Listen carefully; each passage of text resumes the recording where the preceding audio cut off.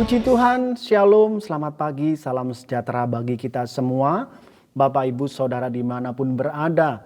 Kita mengucap syukur bahwa pagi hari yang indah ini kita masih diberikan kesempatan untuk kita boleh menghirup udara yang segar. Haleluya.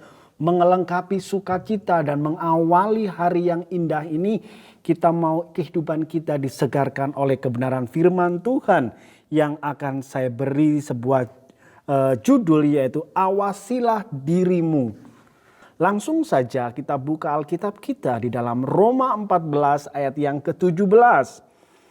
Roma 14 ayat yang ke-17, demikian firman Tuhan. Sebab kerajaan Allah bukanlah soal makanan dan minuman, tetapi soal kebenaran, damai sejahtera dan sukacita oleh Roh Kudus. Puji Tuhan, Bapak Ibu Saudara yang dikasihi Tuhan. Di dalam perikop ini Paulus mencoba memperingatkan tentang bahaya dan penyalahgunaan kebebasan Kristen kepada orang Yahudi. Kita tahu sebelum orang Yahudi menjadi pengikut Kristus atau orang percaya, ada berbagai larangan di sana. Ada peraturan-peraturan Taurat yang mengikat kehidupannya. Yang membuat mereka tidak begitu bebas untuk menjalani suatu kehidupan.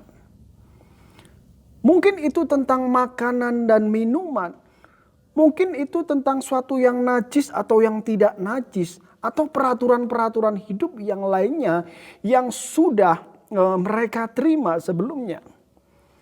Nah, Bapak Ibu Saudara yang dikasihi Tuhan, yang Paulus takutkan di dalam hal ini adalah apabila orang Yahudi masuk menjadi pengikut Kristus, menjadi orang Kristen dan mendapatkan bahwa semua peraturan Taurat yang mengikat mereka telah dihapuskan. Bahayanya ialah mungkin orang-orang Yahudi ini akan menafsirkan bahwa kekristenan sebagai suatu kebebasan untuk melakukan apa saja yang mereka kehendaki. Jadi ketika mereka mulai percaya kepada Yesus sebagai juru selamat mereka, menjadi pengikut Tuhan, ya mungkin yang Rasul Paulus takutkan bahwa mereka memiliki suatu pengertian, yaitu penafsiran bahwa kekristenan sebagai suatu kebebasan untuk melakukan apa saja yang mereka kehendaki. Jadi intinya mereka mungkin bebas melakukan ini dan itu. Nah, Bapak Ibu Saudara dikasihi Tuhan, sebab itu Paulus mengingatkan kepada orang sebangsanya, yaitu orang Yahudi, bahwa kekristenan tidak terdiri dari soal perkara makanan dan minuman. Jadi bukan hanya soal makan minum seenaknya dan sebagainya. Tapi kekristenan yang Paulus sampaikan terdiri dari kebenaran, terdiri dari damai sejahtera dan sukacita oleh Roh Kudus. Ini yang Paulus sampaikan kepada rekan sebangsanya, yaitu orang-orang Yahudi. Jadi secara keseluruhan kalau kita melihat perikop ini, jadi Paulus seolah-olah berkata, apapun yang kamu lakukan, baik engkau makan, minum, dan sebagai untuk melakukan suatu kegiatan, kalau engkau sudah ada di dalam Kristus, lakukanlah itu di dalam koridor kebenaran firman Tuhan. Jadi menjadi Kristen bukan seolah-olah kita bebas untuk melakukan sesuatu. Tetapi apa yang kita lakukan, apa yang kita kerjakan, apa yang kita perkatakan, biarlah itu ada di dalam koridor kebenaran firman Tuhan. Jadi kebebasan kita harus terikat di dalam suatu kebenaran. Entah Bapak Ibu Saudara yang bekerja hari ini. Entah Bapak Ibu Saudara yang berumah tangga. Entah Bapak Ibu Saudara, anak-anak saudara yang berstudi di luar sana. Setiap apa yang kita lakukan, setiap apa yang kita kerjakan, kiranya itu semua ada di dalam suatu koridor kebenaran dan terikat menjadi satu di dalam satu kebenaran. Kiranya kebenaran firman Tuhan ini menjadi hukum di dalam kehidupan kita. Sebelum kita berkata-kata, apakah kebenaran firman Tuhan itu sudah ada di dalam setiap perkataan kita? Apakah di sana kita sudah mempertimbangkan sesuai kebenaran setiap perkataan kita, setiap kita memperlakukan orang lain? Biarlah kiranya kebenaran menjadi pengawas di dalam kehidupan kita. Inilah tolak ukur sebagai orang-orang percaya. Biar setiap apa yang kita katakan, apa yang kita kerjakan, apa yang kita lakukan, semuanya ada dalam koridor kebenaran. Apakah itu sesuai kebenaran? Nah, kita mau introspeksi diri kita hari-hari ini. Saudara bebas untuk melakukan kegiatan apapun yang positif tentunya. Mungkin kita bisa bermedia sosial, tetapi awasilah bahwa setiap ketikan jari kita, ya, setiap apa yang kita sudah tumpahkan di dalam media sosial itu, ya mungkin apakah itu sudah terfilter oleh kebenaran firman Tuhan. Jadi Bapak Ibu Saudara yang dikasihi Tuhan, ini yang Rasul Paulus coba sampaikan kepada teman sebangsanya orang Yahudi. Jadi di dalam kebenaran firman Tuhan, ya, hidup kita ini terkoreksi.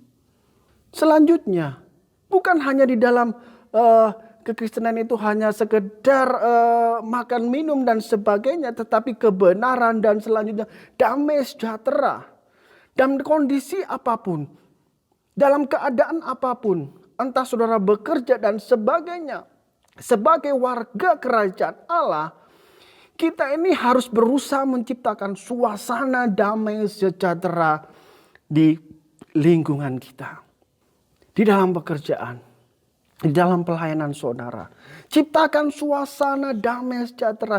Jadi ketika orang lain melihat kehidupan saudara, orang lain diberkati. Karena ada damai yang terimpartasi keluar di dalam diri saudara dan saya. Jadi bukan hanya bukan perselisihan, bukan persungutan, tetapi kita mau kehidupan kita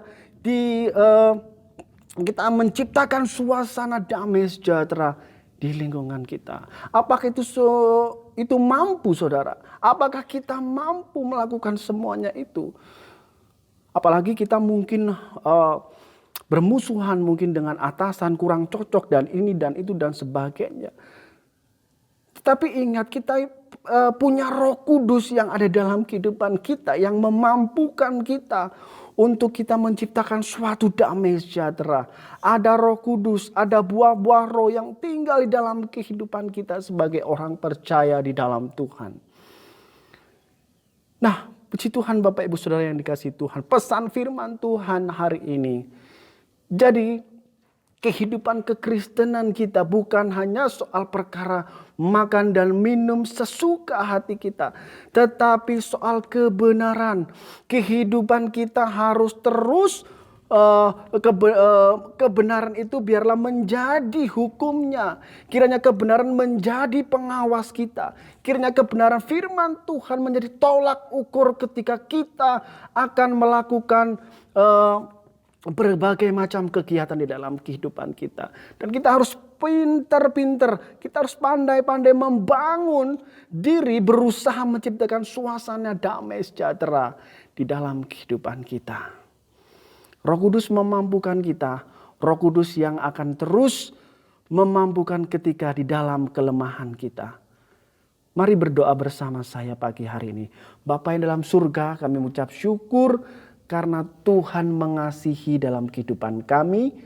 Kami serahkan kehidupan kami, kiranya kehidupan kami, apa yang kami katakan, apa yang kami pikirkan, dan apa yang kami kerjakan. Biarlah itu semua Tuhan, firman-Mu yang mengawasi semua. Sehingga kehidupan kami tidak melenceng, sehingga tidak jauh daripada Tuhan. Hidup kami selaras dengan kebenaran firman Tuhan. Terima kasih Bapa yang baik. Tolong dalam kelemahan kami ucap syukur dan kami akan memulai pagi hari ini dengan penuh damai sejahtera. Sebab Roh Kudus yang ada dalam kehidupan kami memampukan kami. Terpujilah nama-Mu Tuhan di dalam berkat nama Tuhan Yesus Kristus. Haleluya. Amin.